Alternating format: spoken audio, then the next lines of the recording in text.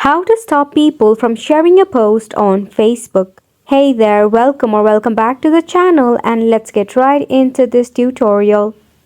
To stop people from sharing a post on Facebook, start off by launching your Facebook application in your device. Now over here, make sure to log in into your Facebook account. To stop people from sharing a post on Facebook, you need to head over and check out the three horizontal line that is in your top right corner. Right from here, check out the setting gear icon at the top.